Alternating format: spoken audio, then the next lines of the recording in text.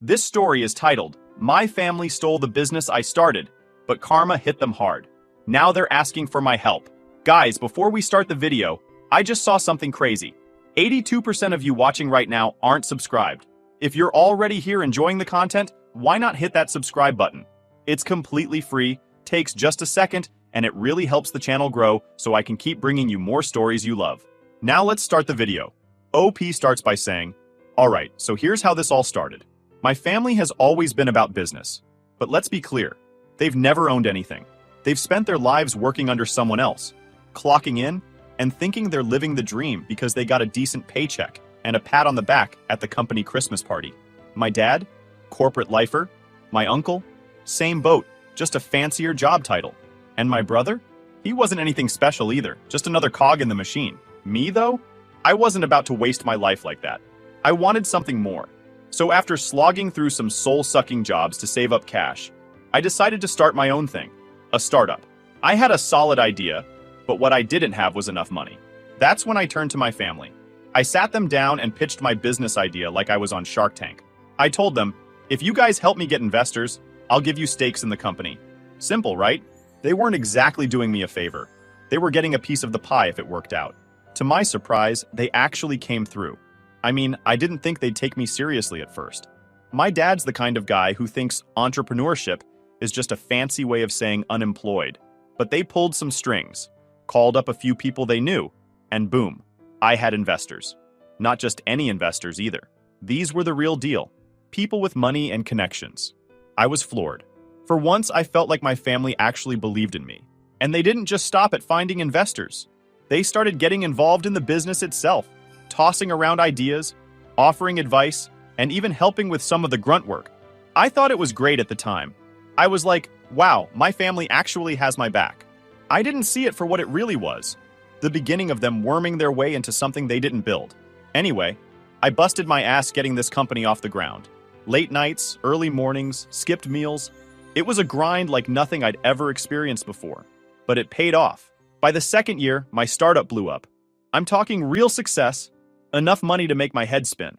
We were making deals left and right, and I finally felt like all my hard work was paying off. That's when my family started showing up more. At first, I didn't think much of it.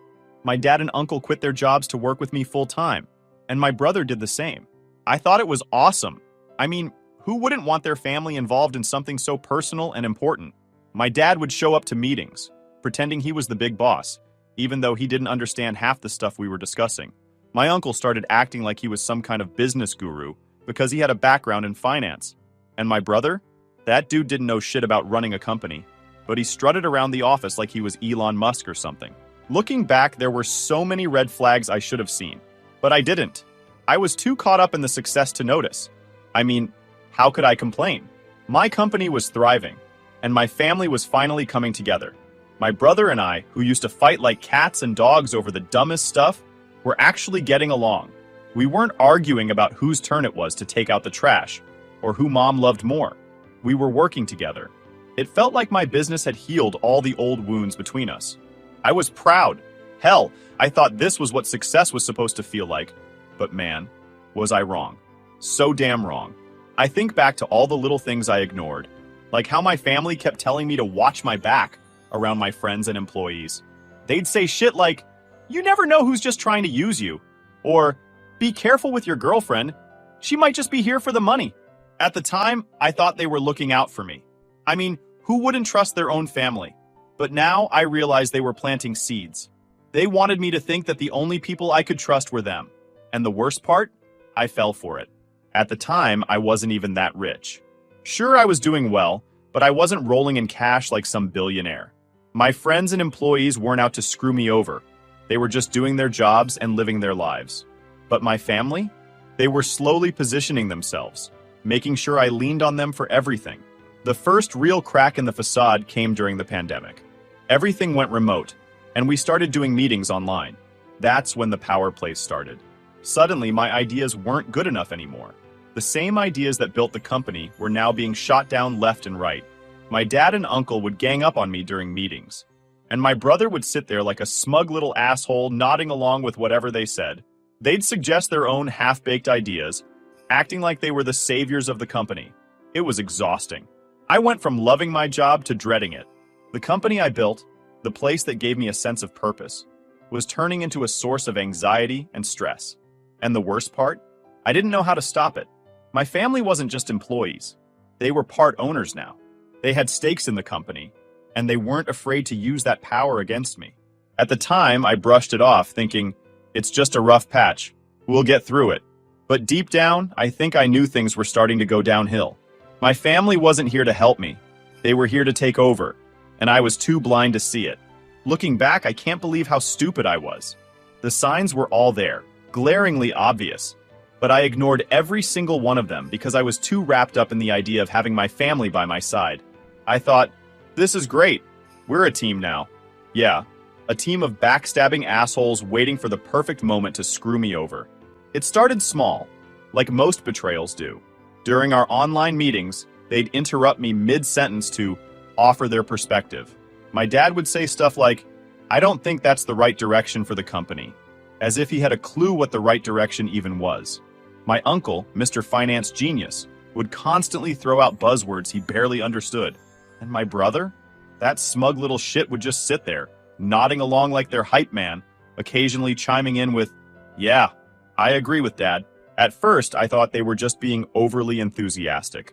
I mean, they were new to this level of business, so I figured they were trying to find their footing. But the interruptions turned into challenges, and the challenges turned into outright dismissals. The ideas I brought to the table, the same ideas that had gotten the company off the ground, were suddenly outdated or not innovative enough. It wasn't just during meetings either. My brother started taking credit for stuff he had no hand in. We landed a big client, one I had been working on for months, and somehow he spun it like he was the one who made it happen. I let it slide because I didn't want to rock the boat. It's just a small thing, I told myself. It's not worth the fight. But those small things started piling up. Then there were the constant family meetings. They'd corner me after work or during lunch breaks to talk about how we should be running the company. My dad had this habit of saying, you need to start thinking about the big picture, as if I hadn't been the one with the big picture to begin with. My uncle kept bringing up these ridiculous cost-cutting measures that would have gutted the team. And my brother? He just parroted whatever they said, pretending he was this brilliant strategist when he couldn't strategize his way out of a paper bag. One time, during one of these so-called meetings, my dad told me, you're too close to this. You need to let other people take the reins. I laughed it off at the time, thinking he was just being dramatic. But now I realize it wasn't just a suggestion, it was a warning. They weren't here to help me run the company. They were here to take it from me. The breaking point, though, came during the pandemic. I think being stuck at home gave them too much time to scheme. We had to make some tough decisions. Cutting costs, shifting priorities, that sort of thing. It was stressful as hell, but I was doing my best to steer the ship. That's when the mutiny started. During one of our online meetings, I brought up a plan to pivot some of our operations to adapt to the lockdowns. It was a solid idea, something I had put a lot of thought into. But before I could even finish explaining, my dad cut me off. I don't think that's going to work, he said, like he was the CEO or something. My uncle jumped in, agreeing with him, and my brother, because of course, sided with them. They proposed their own plan, which was basically just rehashing what we were already doing, but with fancier words. I tried to push back, but they steamrolled me. They had the majority vote, so their shitty plan got approved, and mine got tossed aside. That meeting was the first time I felt like an outsider in my own company. I couldn't even recognize the business I had built. These people, my own family, were turning it into things got worse from there. My brother, who had no clue how to manage anything, started acting like he was running the show. He'd send out emails to the team, signing off as if he were the CEO, and even started making decisions without consulting me. When I confronted him about it, he brushed it off. I'm just taking initiative, he said, like I should be proud of him. My dad and uncle weren't any better. They started holding meetings without me, making decisions behind my back. When I found out, they acted like it was no big deal. We didn't want to bother you, my dad said, as if I wasn't the one who created this damn company in the first place. I tried to push back, but it was like talking to a brick wall. They had me outnumbered, and they knew it. Every time I brought up an issue, they'd gang up on me, making me feel like I was the problem. You're being too emotional, my uncle would say, like I wasn't allowed to care about the business I built from the ground up. And my brother? That little shit had the nerve to tell me, Maybe you should take a step back and let us handle things for a while. The audacity of that guy still pisses me off when I think about it. By the time we hit the midpoint of the lockdowns, I was miserable.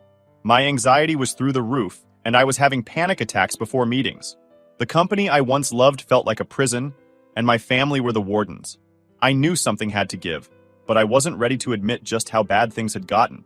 It wasn't until later that I realized what they were doing. They weren't just undermining me.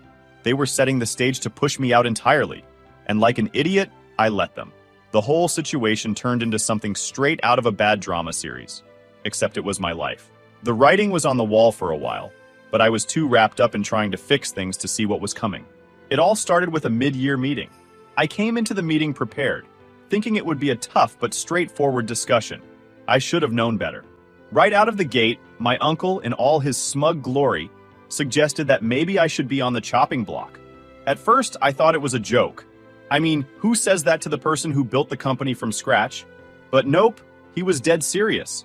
He started talking about how my brother had stepped up during the pandemic and was now handling most of the responsibilities. According to him, it only made sense for my brother to officially take over my role. I was floored. My brother taking over my role? The same guy who thought profit margins were something you color-coded on a spreadsheet? The same guy who once confused gross revenue with net profit during a client presentation? You've got to be kidding me. Before I could even process what was happening, my dad chimed in. He had the audacity to suggest that I either step down voluntarily or accept a demotion. A demotion. In my own company. He said it with this fake-ass tone like he was doing me a favor. Like he was being the reasonable one in the room. We just think it's for the best, he said, as if I was some intern who had screwed up too many coffee orders. I looked around the virtual meeting, waiting for someone, anyone, to defend me. But no. My uncle nodded along like a bobblehead, and my brother, that little snake didn't even have the guts to make eye contact with the camera. He just stared at his desk, probably hoping I wouldn't call him out. I tried to argue, but they shut me down so fast it was like they'd rehearsed it. My dad started talking about how business is business, and how I needed to separate my emotions from the company's needs. My uncle backed him up, throwing in some bullshit about the greater good, and how my brother was the natural leader now. The whole thing was a setup, and I walked right into it. They voted me out, just like that. My own family voted me out of my company. I didn't even know what to say. I just sat there, staring at the screen, trying to figure out how the hell I'd let it get to this point. These were the people I trusted most in the world, and they stabbed me in the back without so much as a second thought. The rest of the meeting was a blur. They moved on like nothing had happened, talking about next steps and assigning responsibilities. My responsibilities to my brother. It was like I didn't exist anymore. I logged off without saying a word. What could I say? Anything I wanted to scream at them would have just made me look even worse. After the meeting, I sat in my office for hours, staring at the wall. I couldn't believe it. My family, my own flesh and blood, had just kicked me out of the company I built with my blood, sweat, and tears. I felt like an idiot for ever trusting them. All those late nights, all the sacrifices, all the times I went above and beyond to make sure the company succeeded. It didn't mean shit to them. They saw an opportunity to take over, and they took it. I spent the next few days in a daze, trying to figure out what to do. Part of me wanted to fight back, to lawyer up and sue their asses into oblivion. But the other part of me, the part that was tired, broken, and just plain done, wanted to walk away. The thought of going back to that toxic environment made my skin crawl. I knew I wouldn't survive another day in that hellhole. In the end, I chose to resign. Maybe it was the coward's way out, but I couldn't do it anymore. I couldn't keep pretending like everything was fine when it was tearing me apart inside. So I wrote up my resignation letter, sent it off, and that was that. I was officially out. Leaving the company was like ripping off a scab that hadn't fully healed. It stung like hell, but there was a strange sense of relief too. I was free from the backstabbing and manipulation, but I was also out on my own with nothing but my savings and a bruised ego. It wasn't exactly a movie moment where the hero walks off into the sunset with a triumphant grin. No, it was more like walking into a storm, clutching a broken umbrella, and hoping to make it out alive. The first few months after resigning were rough. I had to move out of my cushy apartment and into a much smaller place to cut costs. Selling my car was next, which felt like another punch to the gut. That car was one of the few luxuries I'd allowed myself after years of grinding. But it had to go. My pride wasn't going to pay the bills. Starting over wasn't just about finances, though. It was about finding a way to rebuild my confidence. I spent weeks spiraling, questioning everything. Was I even capable of building another business? Or was my family right? Was I just lucky the first time? I hated that their voices were still in my head, even after I'd cut them out of my life. Eventually, I got tired of feeling sorry for myself. One morning, I woke up, looked around my tiny apartment, and thought, this isn't it. This can't be where my story ends. That's when I decided to stop sulking and start working. I didn't know what the hell my next move was going to be, but I knew I had to make one. I started brainstorming ideas for a new business, something completely different from what I'd done before. I didn't want anything that reminded me of the old company or the people who ruined it for me. It had to be mine, something I could pour myself into without anyone else's fingerprints on it. The first few ideas were trash, half-baked concepts that wouldn't have made it past the planning phase. But eventually, I landed on something that felt right. I won't get into the specifics, but let's just say it was an industry I was passionate about and one I knew I could excel in. The problem? I didn't have the kind of cash I had when I started my first company. Back then, I had investors and family support. Now it was just me, my savings, and a few favors I could call in. It was terrifying, but at the same time, it was exhilarating. For the first time in years, I felt like I was in control of my own destiny. No one else was pulling the strings. It was just me. Building the new business was a grind, even harder than the first time. I was working 12 to 14-hour days, juggling a million tasks at once. Some days, I didn't even know if I'd have enough money to make it to the next week. I lived off ramen and instant coffee, the kind of diet that screams broke entrepreneur. But I didn't care. Every small step forward felt like a victory. The loneliness was the hardest part. My family was gone, blocked on every platform I could think of. They didn't deserve access to my life anymore. I cut ties with anyone who even remotely reminded me of them, which meant my social circle got a lot smaller. The only person who stuck around was my wife. She was my rock, the one person who believed in me even when I didn't believe in myself. If it weren't for her, I don't think I would have made it through those first few months. About a year in, things finally started turning around. The new business began to take shape, and by some miracle, it started generating revenue. It wasn't much at first, just enough to keep the lights on, but it was a start, and that was all I needed. A small glimmer of hope to keep me going. By the second year, the business was thriving. It wasn't just doing well, it was doing better than my first company ever had. I finally felt like I was back on solid ground. And the best part? This time, I was surrounded by people I trusted. No family drama, no bullshit, just a tight-knit team of people who believed in the vision as much as I did. Cutting off my family was one of the hardest decisions I'd ever made, but it was also the most freeing. I didn't just block their numbers, I erased them from my life completely. My dad, my uncle, my brother, they were dead to me. Not literally, obviously, but you get the point. These were people who had no problem screwing me over when it suited them, and I wasn't about to let them back in, just because things were finally going well for me. At first, I didn't even think about them. I was so focused on rebuilding my life that they didn't cross my mind. But every now and then, a memory would creep in, a moment from before things went to hell. I'd remember the good times, like when my brother and I used to play video games together, or when my dad gave me advice about life. Those memories made it harder to stay angry, but then I'd remind myself of what they did. They didn't just betray me, they betrayed everything we were supposed to stand for as a family. And that's not something you just forgive and forget. Then came the shocker. I found out my old company was tanking. A mutual friend who used to work there gave me the rundown. After I left, my family basically stopped giving a shit. My dad, my uncle, and my brother treated it like their personal ATM, draining money to buy luxury cars and other crap they didn't need. Meanwhile, they let the actual business fall apart. Employees started leaving in droves, clients jumped ship, and the company that I built from nothing was circling the drain. Hearing that pissed me off more than I thought it would. I'd worked my ass off to make that company a success, and they destroyed it in less than 2 years. Part of me wanted to gloat, to laugh at their failure, but another part of me just felt sad. Not for them, obviously. They deserved whatever was coming to them. But for the company, it didn't deserve to go down like that. By the time I heard about their mess, I was already too far gone emotionally to care. My focus was on my new business, my new life, and the people who actually gave a damn about me. As far as I was concerned, my family could sink with the ship they'd stolen from me. I was finally in a good place. My new business was thriving. My personal life felt stable, and I'd moved on. Or at least I thought I had. But of course, life has a way of dragging you back into the mess you thought you'd escaped. And, surprise, surprise, the mess came in the form of my brother. It all started when I was reviewing resumes for a senior position in my company. I'd worked my ass off to build a solid team, and now we were growing fast enough to start filling higher-level roles. I was scrolling through the shortlisted candidates when I saw his name, my brother. Seeing his name on that list was like getting sucker punched. My first reaction was to laugh. Like, what the hell was this guy doing applying for a job? Didn't he still have my old company to play pretend CEO with? But the more I thought about it, the more curious I got. Something didn't add up. There was no way he'd be applying for a job unless things had really gone to shit. I decided to schedule the interview, not because I wanted to hire him, but because I needed answers. The day of the interview, he walked into my office looking like a ghost of his former self. He'd aged at least 10 years in the span of 2. His suit was wrinkled, his hair was a mess, and he had this defeated look on his face like life had beaten him into submission. For a second, just a second, I felt bad for him. But then I remembered everything he did to me, and any sympathy I had disappeared. He froze when he saw me sitting behind the desk. His jaw tightened, and I could see the panic in his eyes, but he tried to play it cool.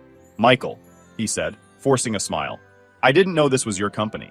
"Small world," I said, keeping my tone neutral. "Let's get started, shall we?" The interview was awkward, painfully so. He stumbled over basic questions and gave vague, half-assed answers about his experience. It was obvious he wasn't qualified for the job, not even close. But I let him dig his own grave. I stayed professional, taking notes and nodding along, even though my brain was screaming, "Are you serious right now?" By the time we wrapped up, I'd made up my mind. There was no way in hell I was hiring him. As he stood to leave, I hit him with the same line he'd thrown at me during that fateful meeting years ago. "I think your contributions would be better suited to a lower-level role. You might want to consider applying for something more appropriate." The look on his face was priceless. He went from shocked to pissed in about 2 seconds flat. "Are you kidding me?" he snapped. "This is unprofessional as hell. You're letting your personal feelings cloud your judgment." I leaned back in my chair, trying not to laugh. "You're free to leave if you don't like it," I said, echoing his own words from all those years ago. And just like that, he stormed out, slamming the door behind him. I thought that was the end of it, but of course, it wasn't. Within hours, my phone started blowing up. Texts, calls, voicemails, all from my family. My dad accused me of sabotaging my brother's career out of spite. My uncle went on a rant about how I was disrespecting the family. Even my mom, who had been mostly silent throughout this whole ordeal, chimed in, begging me to be the bigger person and give my brother another chance. The cherry on top? My wife. She'd always been supportive of me, but even she started questioning my decision. "Maybe you should reconsider," she said one night. "He has a family to support. Kids, Michael. Think about the kids." I wanted to scream. Why was everyone acting like this was my problem? My brother had made his bed, and now he had to lie in it. He didn't care about me when he was voting me out of my own company. So why the hell should I care about him now? But the guilt started creeping in, as much as I hated to admit it. I couldn't shake the image of him sitting in my office, looking like a broken man. Was I being petty? Was I letting my anger get the best of me? I didn't know anymore. A few days later, I got a call from a mutual friend who used to work at my old company. He filled in the blanks for me, and holy shit, it was worse than I thought. Apparently, after I left, my family treated the business like their personal piggy bank. They bought luxury cars, threw lavish parties, and basically acted like royalty. Meanwhile, the actual business was falling apart. Clients were leaving, employees were quitting, and the company was hemorrhaging money. By the time the pandemic ended, it was a complete disaster. They thought the company would run itself, my friend said. They didn't realize how much work you were actually doing. Hearing that felt like a twisted kind of validation. I wasn't crazy. I wasn't imagining things. My family had been riding my coattails all along. Without me, they were nothing. But the validation didn't make the situation any less messy. Now I had a decision to make. Part of me wanted to swoop in and buy the company back. It was still salvageable, according to my friend, but only if it was under new management. And by new management, I mean anyone but my dad, uncle, or brother. I'd have to cut them out completely, which wouldn't be easy. They'd fight me every step of the way, but honestly, I was ready for it. The other part of me wanted to walk away. Let them burn. They made their bed, and now they could deal with the consequences. Why should I step in and save them from their own stupidity? In the end, I decided to meet with them. Not because I wanted to reconcile, but because I wanted closure. I needed to tell them, face to face, that they were out and I was taking back what was mine. No more games, no more manipulation. Just the cold, hard truth. When I walked into that meeting, they looked desperate. My dad tried to play it cool, but I could see the panic in his eyes. My uncle was fidgeting, and my brother wouldn't even look at me. They knew they were screwed. "I'll buy the company," I said, cutting straight to the point. "But under one condition. You're all out. No stakes, no positions, nothing. You walk away with the cash, and that's it."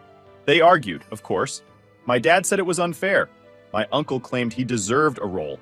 And my brother, well, he just sat there sulking. But in the end, they caved. They needed the money more than they needed the pride. Walking out of that meeting felt damn good. For the first time in years, I felt like I'd won. I took back what was mine, and I did it on my terms. My family can keep their guilt trips and their sob stories. I'm done with them.